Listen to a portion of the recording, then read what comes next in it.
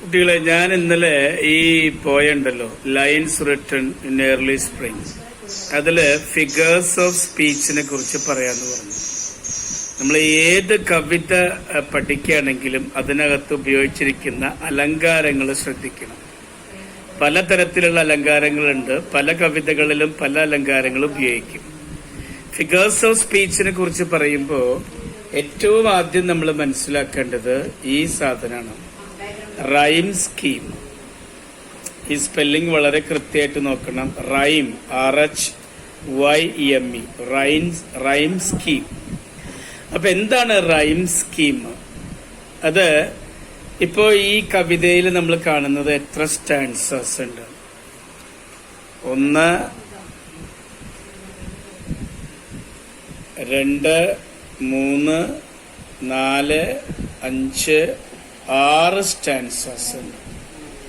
4 വരികളുള്ള 1, 2, 3, 4 4 വരികളുള്ള 6 stances ഉണ്ട്.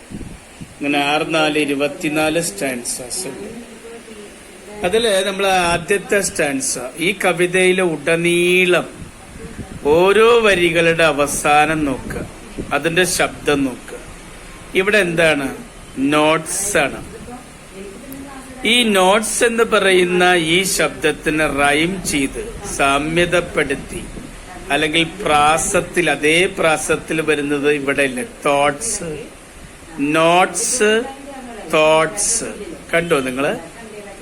രണ്ടാമത്തെ വരി നോക്കൂ, റിക്ലൈൻഡ്, മൈൻഡ്, കണ്ട.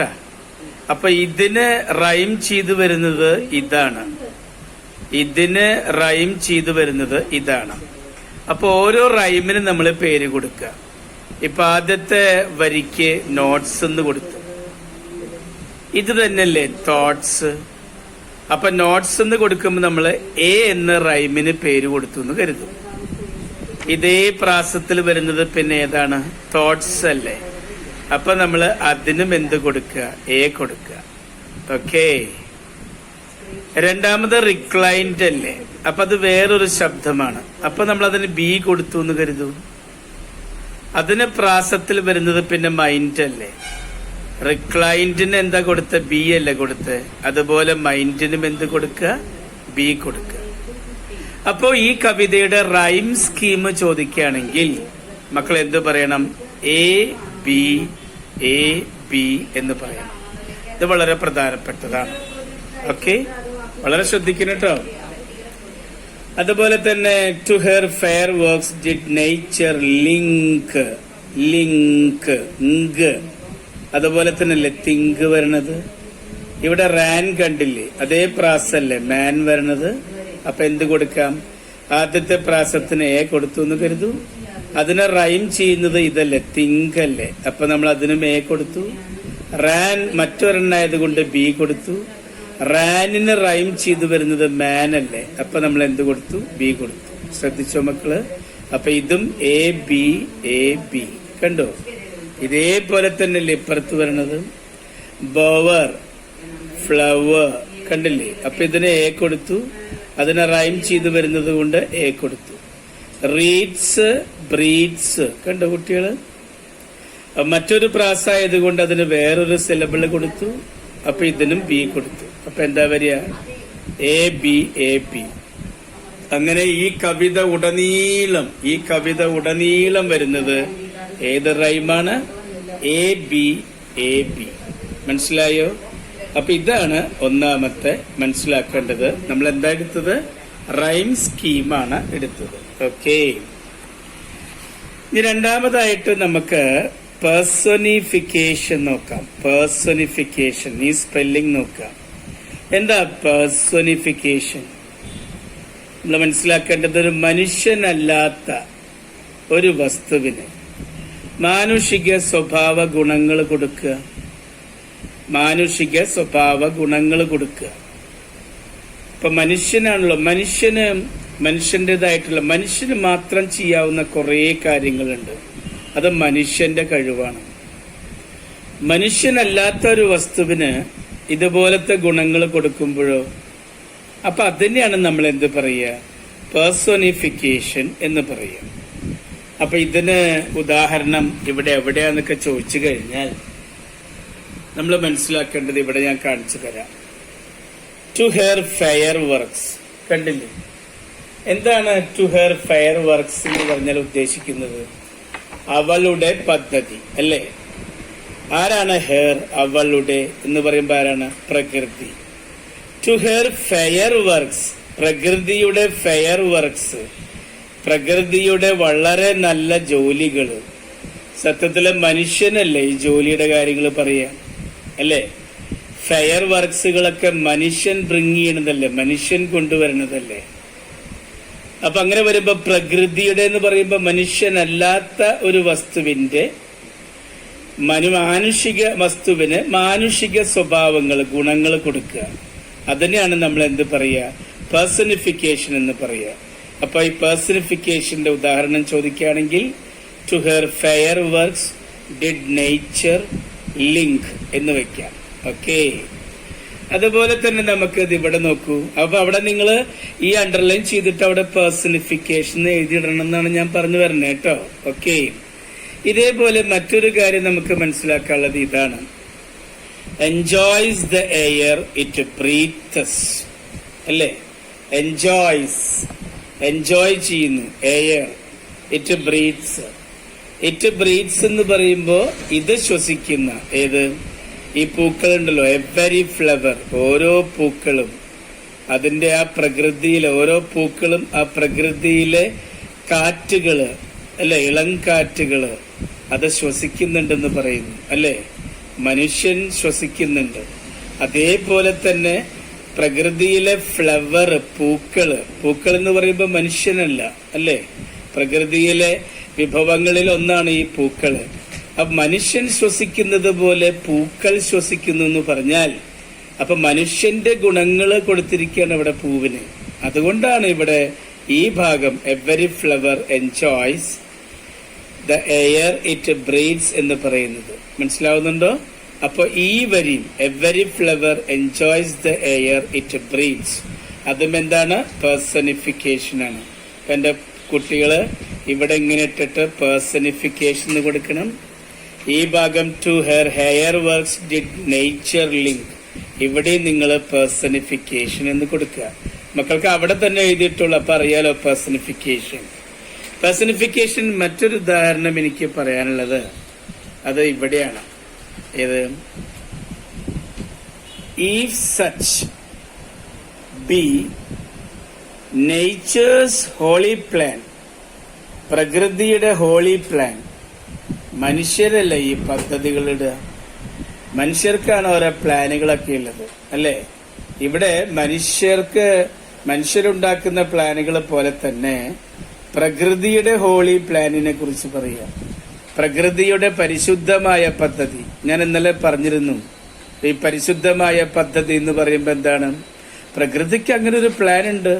സ്വർഗത്തിൽ നിന്ന് നേരിട്ട് ഭൂമിയിലേക്ക് ഇറക്കി വിട്ടത് മനുഷ്യര്, ഈ ഭൂമിയിൽ ജീവിക്കുന്ന മനുഷ്യര് സന്തോഷത്തോടെ, സംതൃപ്തിയോടെ അല്ലെ, മനസ്സമാധാനത്തോടെ ഒക്കെ കഴിയണമെന്നാണ് പ്രകൃതി ആഗ്രഹിക്കുന്നത്.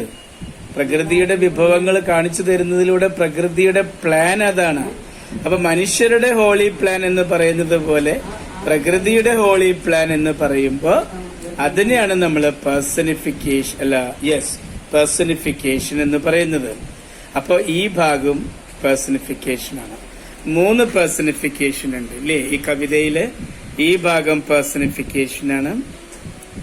അതുപോലെ തന്നെ every flower enjoys the air it breathes, അവിടെയും നിങ്ങൾ പേഴ്സണിഫിക്കേഷൻ എഴുതി വെക്കണം.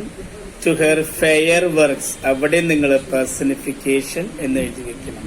അപ്പൊ ഈ കവിതയിലെ ചില ഭാഗങ്ങളിലുള്ള പേഴ്സണിഫിക്കേഷൻ മനസ്സിലായോ? ഓക്കെ, അപ്പൊ അത് 2 കഴിഞ്ഞു. ഏറ്റവും പ്രധാനപ്പെട്ട റൈം സ്കീം കഴിഞ്ഞു, അതുപോലെ തന്നെ പേഴ്സണിഫിക്കേഷൻ കഴിഞ്ഞു.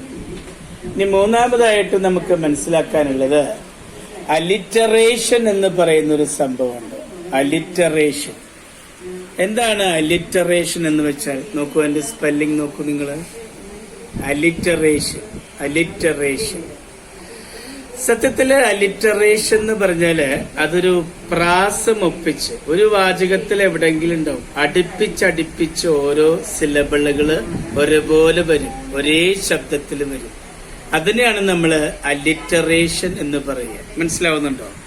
അലിറ്ററേഷന്റെ ഉദാഹരണങ്ങള് നമുക്കിവിടെ നോക്കുകയാണെങ്കിൽ ഏതൊക്കെയാ പറയാൻ പറ്റുക എന്നുള്ളത് നമുക്ക് നോക്കണം. ഓക്കെ, നോക്കാം നമുക്ക്. അലിറ്ററേഷൻ നോക്കൂ, ഈ വാചകം നോക്കൂ.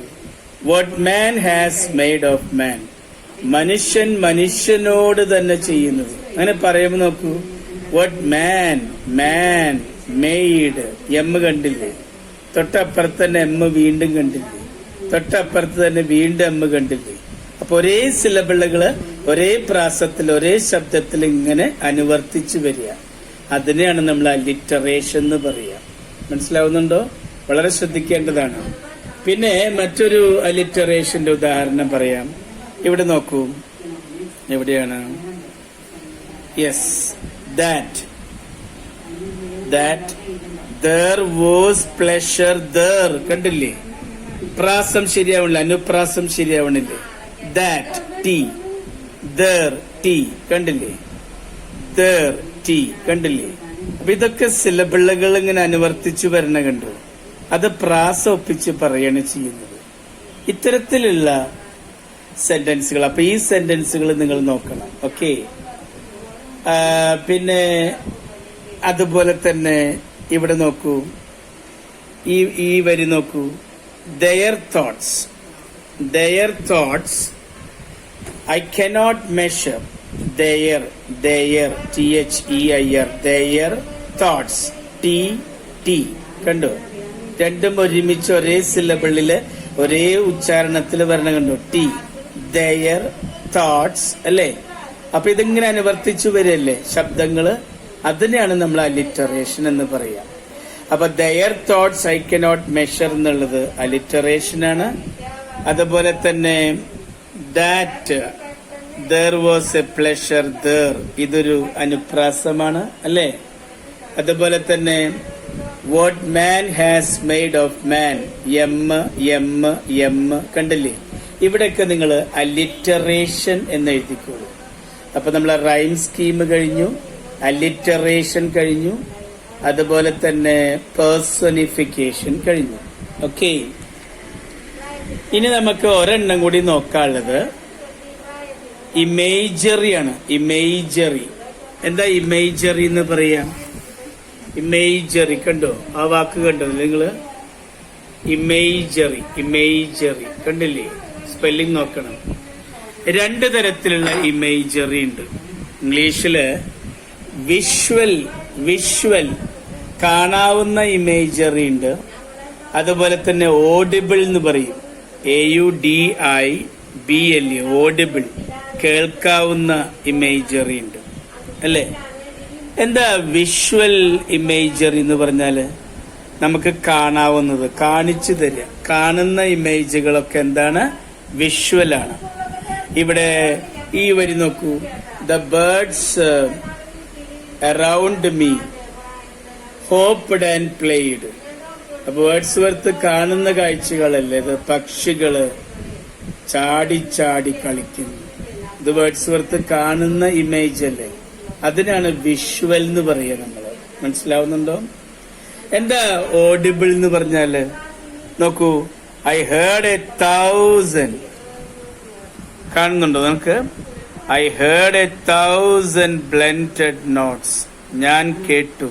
1,000 1,000 blended notes, അതായത് പ്രകൃതിയിലെ ഇടകലർന്ന മിക്സിംഗ് ശബ്ദങ്ങള് ഞാൻ 1,000 കേട്ടു എന്നാ പറയണത്.